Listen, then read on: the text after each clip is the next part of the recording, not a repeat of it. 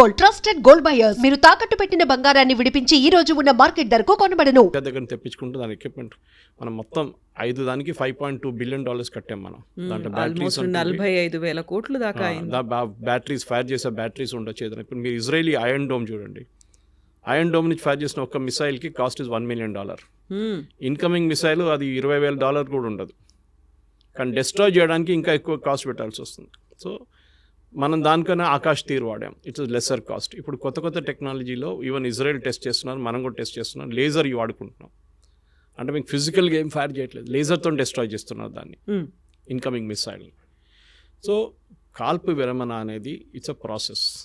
మోదీ గారు చెప్పిన దాని ప్రకారం ఇక్కడైనా ఇప్పటి నుంచి మన మీద దాడి చేస్తే, పాకిస్తాన్ నుంచి వచ్చిన తీవ్రవాదులు మన దగ్గర వచ్చి కాశ్మీర్ కానివ్వండి మిగతా ఎక్కడైనా వచ్చి దాడి చేస్తే we will start again. So ఒక భయం, దీనికన్నా ముందు ఈ భయం లేకుండే పాకిస్తాన్కి. ఇప్పుడు వాళ్ళు చేస్తారా? చేయరు, ఎందుకంటే వాళ్ళకి తెలుసు మన కాల్పు విరమణ చేసింది ఈ కండిషన్ మీద. ఇది వైలేట్ చేస్తే మళ్ళీ మేము స్టార్ట్ చేసేస్తాం, మళ్ళీ మమ్మల్ని తప్పు పట్టకండి. This is what it is. So మెచ్యూర్గా ఎందుకంటే ఈ జనరేషన్ అసలు యుద్ధం అని చూడలేదు. 71లో ఐ వాజ్ ఇన్ స్కూల్, మనం కూడా చూడలేదు హైదరాబాద్లో యుద్ధం అనేది. జరిగింది బంగ్లాదేశ్లో, మళ్ళీ హర్యానా, పంజాబ్, రాజస్థాన్, గుజరాత్, కాశ్మీర్. ఎప్పుడు చూడండి యుద్ధాల్లో వీరే ఎఫెక్ట్ అవుతారు మ్యాక్సిమం, అక్కడే చాలామంది చనిపోతారు. మనం ఇక్కడ కూర్చొని లెక్చర్లు ఇస్తాము, కీబోర్డ్లో సోషల్ మీడియా పోస్ట్ చేస్తాము, మోదీ గారు కొట్టండి, బాంబే వేయండి అని. కానీ రేపు ఒక 200 మంది చనిపోయి మన సోల్జర్స్ వాళ్ళ బాడీ రిటర్న్ వచ్చినప్పుడు అప్పుడు మీ మూడ్ మారిపోతుంది. ఇప్పుడు 5 ఫ్యూనరల్ చూసే మనం చాలామంది అప్సెట్ అయిపోయారు. ఒక యుద్ధం అంటే 2 సైడ్లో ఉంటుంది, మహాభారతం చూసాం మనం, ఈ 2 వైపులో చనిపోతారు మనుషులు. సో ఒక మెచ్యూర్ పొలిటికల్ లీడర్షిప్ ఎప్పుడు ఆపాలే వారిని కూడా తెలుసుకోవాలి. And Russia Ukraine war is a classic example. మళ్ళీ చెప్తాను, ఇంకా ఇజ్రాయెల్ గాజా అది యుద్ధం అని చెప్పలేము, దట్ ఇస్ అగైన్ మనం యాక్ట్ చేస్తున్నట్టు. ఒక టెర్రరిస్ట్ గ్రూప్ మీద వాళ్ళు కొడుతున్నారు. రష్యా యుక్రెయిన్ వార్లో 2 సైన్యాలు కొట్టుకుంటుంది. మనది సెకండ్ స్టేజ్లో పాకిస్తాన్ ఆర్మీ వచ్చారు, ఫస్ట్ స్టేజ్లో పాకిస్తాన్ ఆర్మీ లేకుండే, మనం డైరెక్ట్ టెర్రరిస్ట్ క్యాంప్ని కొట్టాం. సో పొలిటికల్ మెచ్యూర్ లీడర్షిప్లో చాలా బాగా చేశారు మోదీ గారు, ఎక్కడ ఆపాలని ఆయనకు తెలుసు. సో ఇప్పుడు పాజ్ బటన్ ప్రెస్ చేశారు. కానీ మీకు గుర్తుంటుంది, దీనికన్నా ముందు మన ఫస్ట్ వార్ ఈ టెన్షన్ స్టార్ట్ అయినప్పుడు పెహల్గామ్లో మన ఇండస్ వాటర్ ట్రీటీ ఆపేశాం, దానికి కూడా ఒక పాజ్ బటన్ ప్రెస్ చేశాం. నేను చెప్పేది ఈ ఆర్మీ యాక్షన్ దీనికి అన్నికంటే బ్రిలియంట్ మూవ్ వస్తాయి అది. ఎందుకంటే దాంతో పాకిస్తాన్ మొత్తం సత్యనాశ అయిపోతుంది, కంప్లీట్గా ఫినిష్ అయిపోతుంది. వాళ్ళకు ఒక పంట ఆల్రెడీ పోయింది, ఇంకో పంట ఎప్పుడు పోతుందో తెలియదు. ఎందుకంటే పాకిస్తాన్లో అన్నిటికంటే ఫర్టైల్గా ఏరియా పంజాబ్, పాకిస్తాన్ పంజాబ్. మీకు సింధ్లో కొంచెం ఉంది, కానీ బలూచిస్తాన్ వైపు అసలు మొత్తం డెజర్ట్ లాగా ఉంటుంది. ఇటువైపు ఖైబర్ పఖ్తూన్ఖ్వా అక్కడ కూడా ఎక్కువ ఏం లేదు. సో ఉన్నదంతా ఇక్కడే పంజాబ్లో. పాకిస్తానీ పంజాబ్ చాలా ఫర్టైల్, మన దగ్గర లాగానే, మన పంజాబ్ లాగా. అక్కడ వాళ్ళకి నీళ్ళు రాకపోతే వాళ్ళు కంప్లీట్, వాళ్ళు అసలు ఇప్పుడే ఏం లేదు తినడానికి, ఆట లేదు, ఏం లేదు, వాళ్ళు కొట్టుకుంటున్నారు అక్కడ.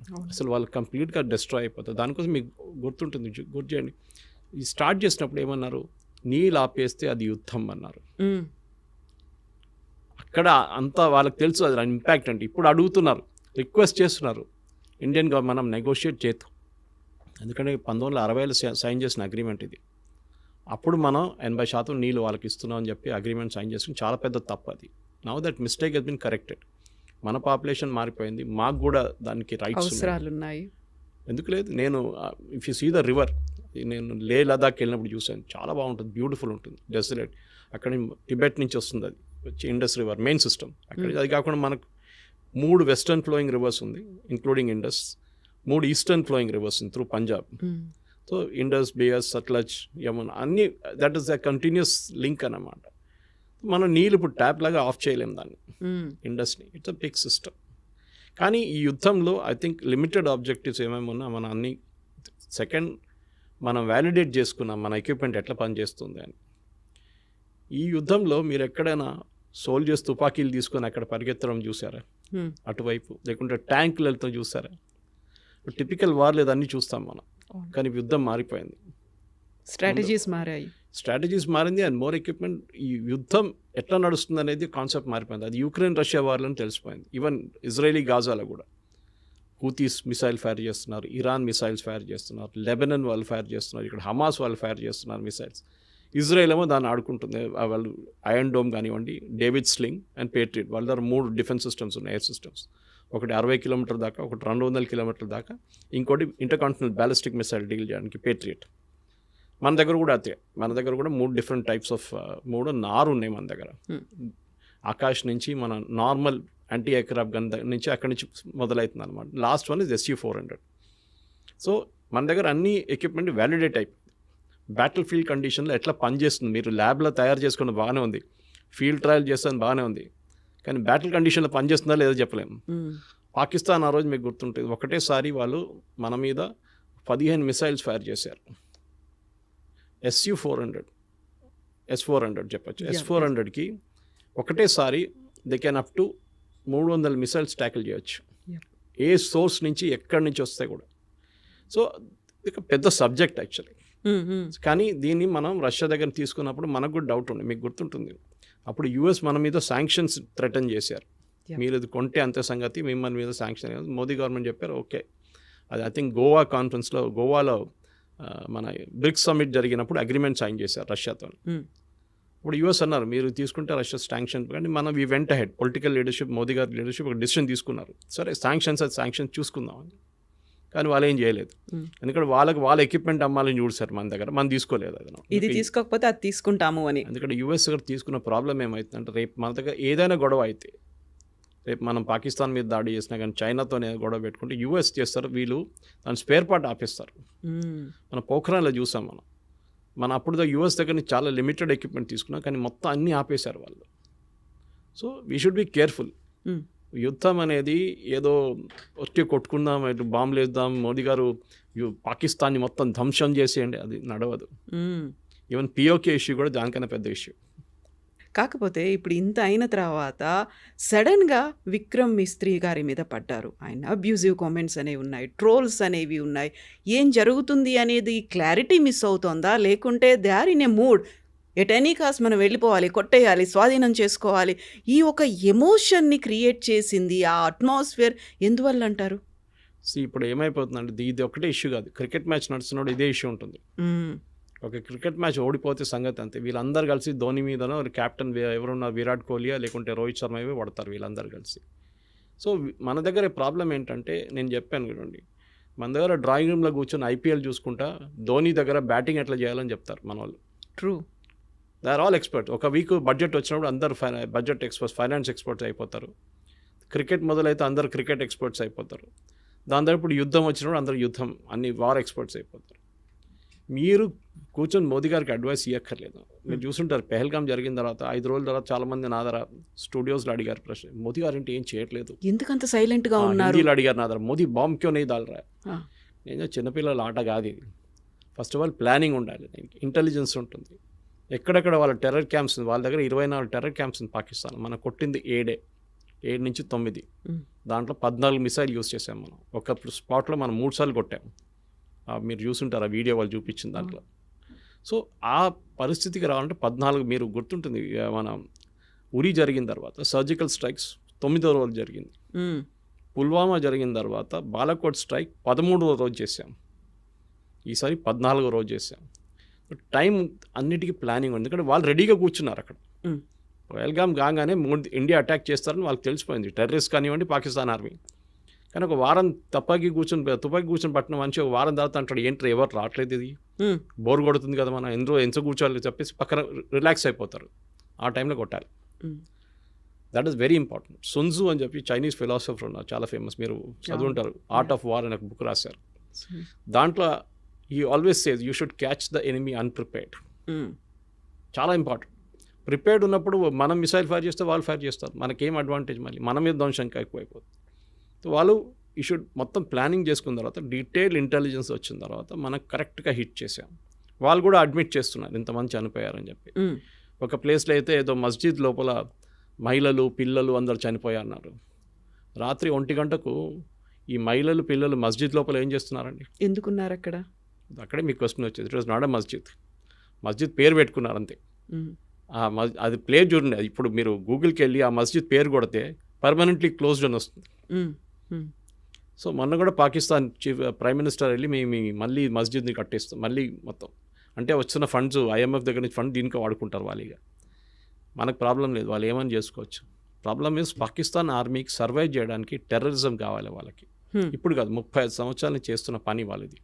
ఆఫ్ఘనిస్తాన్లో టెర్రరిస్ట్ని తయారు చేయడం, ఫస్ట్ ఐసిస్, దాని తర్వాత Al-Qaeda, first Taliban, Al-Qaeda, ISIS, దాని తర్వాత మొత్తం ధ్వంసం అయిన తర్వాత ఇప్పుడు తాలిబాన్ టేక్ ఓవర్ చేసుకున్నారు ఆఫ్ఘనిస్తాన్. సోవియట్స్ పారిపోయారు, మరి తర్వాత యుఎస్ పారిపోయారు, నేటో పారిపోయారు. ఇప్పుడు ఎక్కడికి పంపించాలి టెర్రరిస్ట్ అంతని? ఎక్కడో వాడుకోవాలి కదా. నేను ఎప్పుడు దీన్ని భస్మాసుర్ ఎఫెక్ట్ అని చెప్తాను. దీన్ని భస్మాసుర్కి వరం ఇచ్చిన తర్వాత టెస్ట్ చేయడానికి శివ భగవాన్ తల మీద పెడదాం అనుకున్నారు. పాకిస్తాన్ సంగతి అంతే. ఇప్పుడు పాకిస్తాన్ తల మీద తేరిక తాలిబాన్ వచ్చి కొడుతున్నారు, అటువైపు నుంచి బలూచిస్తాన్ వాళ్ళు కొడుతున్నారు, ఇటువైపు టెర్రరిస్ట్ కూర్చున్నారు. వాళ్ళు అంటున్నారు మన ఇండియాకి పోకపోతే మేమేం చేయాలంటున్నారు. ఏం పని ఉంది మాకు ఇక్కడ అని. సో దే ఆర్ సర్వైవింగ్ దానికోసం. చూడండి, పాకిస్తాన్ ఆర్మీ, పాకిస్తాన్ పొలిటీషియన్స్ అందరూ వచ్చేది పంజాబ్ నుంచి, పంజాబ్ నుంచి 90% వాళ్ళు. ఒక ఎక్సెప్షన్ ఇమ్రాన్ ఖాన్ అట్లాంటి వాళ్ళు ఉండొచ్చు, కానీ మిగతా అందరూ అక్కడి నుంచి వస్తారు. వీళ్ళకి మాఫియా, వాళ్ళు అక్కడే ఎన్షూర్ చేసుకుంటారు. ఈ ఏరియా నుంచి వచ్చిన వాళ్ళే. మీరు ఎప్పుడైనా ఖైబర్ పఖ్తూన్ఖా లేకుంటే బలూచిస్తాన్ నుంచి ఒక ప్రధానమంత్రి, ఒక ఆర్మీ చీఫ్ పేరు విన్నారా? ఎప్పుడు లేదు. వీళ్ళు అక్కడి నుంచి ఉంటారు. సో వీళ్ళని మనం ఈసారి కొట్టినప్పుడు భావల్పూర్ కొట్టాం మనం, which was a very emotional hit for them. ఎందుకంటే వాళ్ళు ఎప్పుడు అనుకోలేదు మనం కొడతామని. పాకిస్తాన్ వైపు, అది కూడా పాకిస్తాన్ పంజాబ్లో అటాక్ చేయడం అని చాలా, వాళ్ళు ఎప్పుడు వాళ్ళ డ్రీమ్స్లో కూడా, కళ్ళు కూడా రాదు వాళ్ళకి. కొట్టాం మనం. అదొక సైకలాజికల్ బ్లో ఉండేవారు. దాని తర్వాత మీకు తెలుసు, రెస్ట్ ఆల్ ఈజ్ హిస్టరీ అని చెప్పేటట్లు మనం చాలా కొట్టాం. దాని తర్వాత వాళ్ళు వచ్చి మన దగ్గర మా విరామణ చేసుకుందాం, మనం ఇప్పుడు ఒక ఒప్పందం లాగా చేసుకుని, ఒప్పందం ఎక్కడ సైన్ చేయలేదు. We are not signed any agreement. కానీ ఇప్పటికీ ఒక స్టేల్ మేట్. ఇప్పుడేం లేదు, ఒక టైమ్అవుట్ అంటారు ఫుట్బాల్లో, టైమ్అవుట్ తీసుకున్నాం. అది 5 నిమిషాలు ఉండొచ్చు, 5 రోజులు ఉండొచ్చు, 5 నెలలు ఉండొచ్చు, 5 సంవత్సరాలు ఉండొచ్చు. ఏ రోజు మన మీద నెక్స్ట్ దాడి జరిగిందో ఆ రోజు మనం వి విల్ హిట్ బ్యాక్. ఇప్పుడు పహల్గామ్ జరిగి ఆల్మోస్ట్ 1 నెల కాబోతుంది. మీరు చూడండి, ఒక్క అటాక్ కూడా మనమే జరగలేదు. జరిగితే Modiji will give next authorisation, కొట్టండి ఈసారి అని చెప్పేసి. ఆల్రెడీ వాళ్ళ చాలా మట్టుకు ధ్వంసం చేస్తాం, వాళ్ళ ఎవాక్స్ని ధ్వంసం చేస్తాం, వాళ్ళ ఫైటర్ ఎయిర్క్రాఫ్ట్ని ధ్వంసం.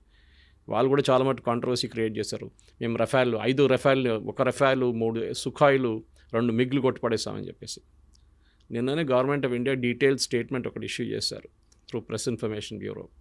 అండ్ వాళ్ళ లాంగ్వేజ్లో ఒక ఎయిర్క్రాఫ్ట్ అంటే అసెట్ అంటారు దాన్ని. All our assets are intact అని చెప్పి పెద్దగా సపరేట్గా ఇచ్చారు వాళ్ళకి బాక్స్ లైన్లో.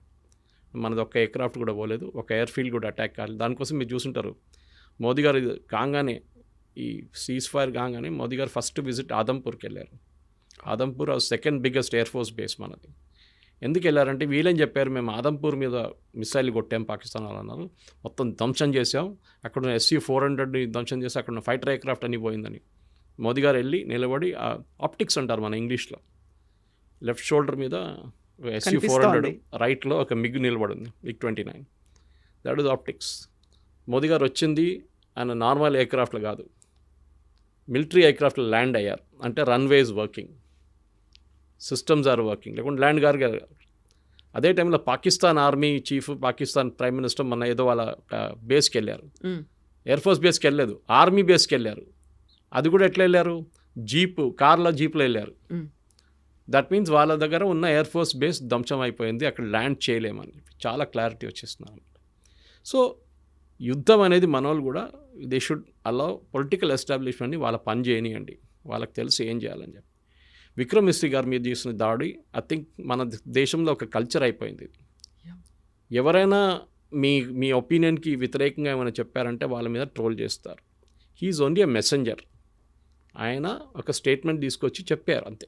ఆయన కాదు డిసైడ్ చేసింది, పొలిటికల్ లీడర్షిప్ డిసైడ్ చేశారు. He's a messenger. ఇంగ్లీష్లో అంటారు ఇప్పుడు డోంట్ షూట్ ద మెసెంజర్ అని. మనం చేసిన పని అది. మనం తెలియదు. Of course his daughter use to represent రోహింగ్యాని రిప్రజెంట్ చేస్తుందంటే అది ఇంకో పొలిటికల్ కేసు, అది సపరేట్. చాలామంది పిల్లలు ఇప్పుడు మన కూతురు కానీ కొడుకులు కానీ వాళ్ళ ఫిలాసఫీ ఉంటుంది వాళ్ళకి, మనం ఆపలేం వాళ్ళని. దాన్ని బట్టి మన పేరెంట్స్ మీద ఎందుకు పడ్డాలి?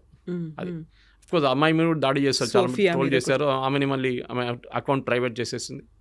కానీ ఇది మెచ్యూరిటీ లేదు. ఇక్కడ కూడా చూపి ఈ సోషల్ మీడియా ప్రాబ్లం ఏంటి, నేను ఎప్పుడు చెప్తుంటాను, మీరు వాట్సాప్లో ఒక మెసేజ్కి 10 రూపాయలు అనే కండిషన్ పెట్టండి, రేపటి నుంచి మొత్తం వాట్సాప్ మెసేజ్లు బంద్ అయిపోతాయి అన్నీ. అందరూ ఇప్పుడు ఫ్రీ ఉందని చెప్పి జియో వచ్చి ఇంత ఫ్రీ డేటా ఇచ్చిన తర్వాత ఏం చేయాలని తెలియదు. 5 నిమిషాలు దొరికితే ఏదో వీడియో చూస్తుంటారు మన వాళ్ళు. మీరు ఎక్కడికైనా వెళ్ళండి, మెట్రో చూడండి, వర్క్ సైట్కి వెళ్ళండి, ఇది ప్రాబ్లం అనమాట. ఏదో వీడియోలు పొద్దున్న సాయంత్రం దాకా ఫార్వర్డ్ చేస్తూనే ఉంటారు. ఒక్కటే వీడియో మీ 100 చోట్ల నుంచి వస్తుంది మీకు. ఎందుకంటే ఆ వాడడానికి మీకు తెలియట్లేదు, మెచ్యూరిటీ లేదు దాంట్లో. ఇప్పుడు నాకు కూడా వస్తుందండి, మీకు చెప్పినట్టు పొద్దున్న నుంచి సాయంత్రం దాకా ఒక 20 మీడియా గ్రూప్స్ ఉంది, దాన్ని అందరూ వీడియోలు పడేస్తున్నట్టు పొద్దున్న నుంచి. వస్తే డిలీట్ చేసుకుంటూ వెళ్ళిపోతాను నేను. కానీ కొన్ని సైట్స్, కొన్ని గ్రూప్స్ ఉన్నాయి వేరే సీరియస్ డిస్కషన్ నడుస్తుందని, అది నేను రిటైన్ చేసుకుంటా, టైం దొరికినప్పుడు చూసుకుంటాను అదనమాట. ఇది మనం మెచ్యూరిటీ ఉన్నప్పుడు చేయాల్సింది. ఏదో వీడియో వచ్చిందని చెప్పి ఫార్వర్డ్ చేయడం కాదు, ఏదో వీడియో వచ్చిందని చెప్పి రియాక్ట్ చేయడం కాదు, మిస్రీ గారు వచ్చి ఒక స్టేట్మెంట్ ఇచ్చినప్పుడు ఆయన మీద దాడి చేయడం కాదు. ఈ సేమ్ విత్ మోదీజీ గారు. ఎందుకు సీజ్ ఫైర్? మీకు ఏం తెలుసు యుద్ధం గురించి? బంగ్లాదేశ్ యుద్ధం గురించి తర్వాత మనం బ్యాంక్రప్ట్ అయిపోయాం యాజ్ అ నేషన్. చెప్పాను చూడండి, కంప్లీట్గా బ్యాంక్రప్ట్. 5 సంవత్సరాలు మనకు బయటపడడానికి టైం తీసుకున్నాం, ట్యాక్స్ పెంచాల్సి వచ్చింది. రేపు ఇదే చెప్తారు మోదీ గారు, సరే యుద్ధం చేద్దాం పాకిస్తాను, పని చేస్తాను, పెట్రోల్లో 10 రూపాయలు పెంచేస్తానంటే అందరు ఏడుస్తారు, వద్దు నాకు యుద్ధం వద్దు ఏమొద్దు అంటారు అప్పుడు. ఇది ప్రాబ్లం. అది యుద్ధం ఫ్రీగా నడవదు కదా, దానికి డబ్బులు కావాలి. నేను చెప్పినట్టు మిసైల్ ఫైర్ చేయాలన్నా కానీ మిగతా ఏం చేయాలన్నా మనకు డబ్బులు కావాలి.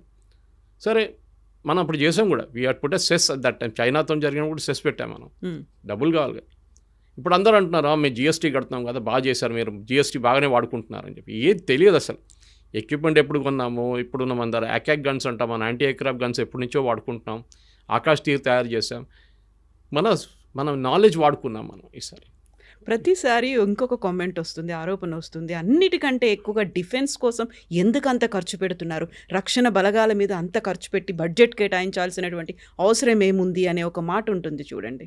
ఈసారి ఇప్పుడు ఎవరైనా చెప్తారా నెక్స్ట్ బడ్జెట్లో పెంచమంటారు. చాలామంది నా ఫ్రెండ్స్ రాసుకున్నారు, కావాలంటే ఫండ్ ఎస్టాబ్లిష్ చేసే గవర్నమెంట్ మేము డొనేట్ చేస్తాం అని చెప్పి.